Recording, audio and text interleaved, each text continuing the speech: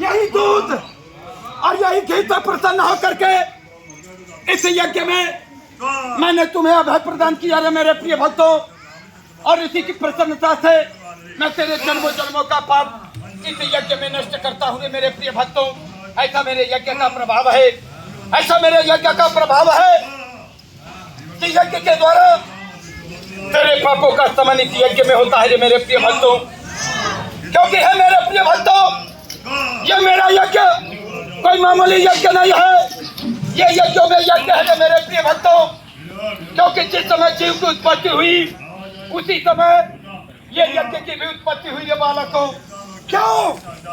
क्योंकि जब कोई मानव भारी आपत्ति या संकट में फंसे तो इस यज्ञ द्वारा अपना उद्धार कर सके।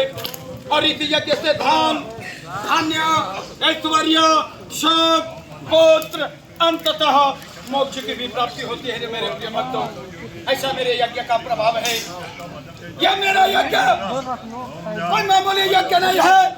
जो मेरा प्रिय भक्त व्रत रह करके जमीन पर या चौकी पर सोकर नंगे पांव मेरे यज्ञ को देखने आते हैं मेरे प्रिय भक्तों। और जब शस्त्र पकड़ आगे बढ़ा करके मेरे यज्ञ की तरफ आते हैं, मेरे यज्ञ को देखने मेरे प्रिय भक्तों, दस कोटि समान उसके पापों का समन मेरे इस यज्ञ में होता है मेरे प्रिय भक्तों। तुम्हारे देखने मात्र से, दर्शन रमण चिंतन मात्र से तुम्हारे पापों का समन इस यज्ञ में होता है मेरे प्रिय भक्तों। ऐसा मेरे यज्ञ का प्रभाव है, ऐसा मेरे यज्ञ का प्रभाव है। क्योंकि है मेरे प्रिय भक्तों, है मेरे प्रिय बालकों, मेरे इस यज्ञ में वो रहस्य छुपा है जो तुम्हें ज्ञान नहीं है मेरे प्रिय भक्तों, कि मैं इस यज्ञ के द्वारा उस रहस्य को कैसे प्राप्त कर सकूं, कैसे कर सकूं। है मेरे प्रिय भक्तों, ये जो चना की बेदी बनती है यही गोवर्धन पर्वत है। ये यज्ञ के द्वारा ये दूध का खीर प्रसाद बना करके मेरी प्रसन्नता के लिए ये यज्ञ होता है रे मेरे प्रिय भक्तों। और इस यज्ञ से मैं अति प्रसन्न होता हूँ। जब प्रसन्न होता हूँ तब तुम्हें वो अभय प्रदान करता हूँ। और जो इस यज्ञ में जो अमृत का कलश छुपा हुआ है मैं वो कलश तुम्हें प्रदान करता हूँ रे मेरे प्रिय भक्तों। और इस कलश को प्राप्त करके तू अमृतों को प्राप्त कर ले। ऐसा प्रभाव मेरे यज्ञ का है, ऐसा प्रभाव मेरे यज्ञ में है।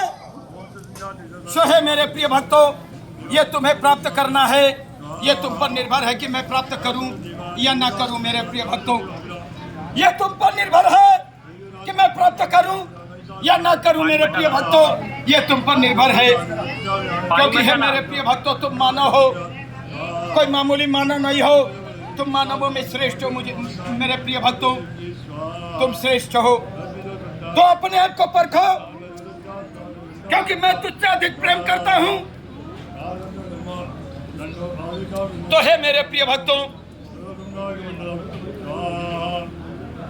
तुम अपने आप को परखो, अपने आप को परखो कि मैं कौन हूं, मेरा जन्म क्यों हुआ, मेरा कर्म क्या है और मैं कर क्या रहा हूं मेरे प्रिय भक्तों।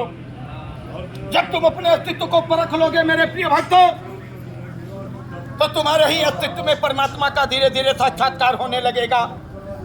जब परमात्मा का साक्षात्कार होने लगेगा मेरे प्रिय भक्तों, तो तुम्हें से कुछ की आवश्यकता नहीं पड़ेगी मेरे प्रिय भक्तों अनदर दर भटकने की, और तुम स्वयं अपने अस्तित्व में मुझे प्राप्त कर लेगा, वो सौभाग्य को प्राप्त कर लेगा जिस सौभाग्य के लिए तुम भटक रहे हो। एक बार बोलो नारायण की।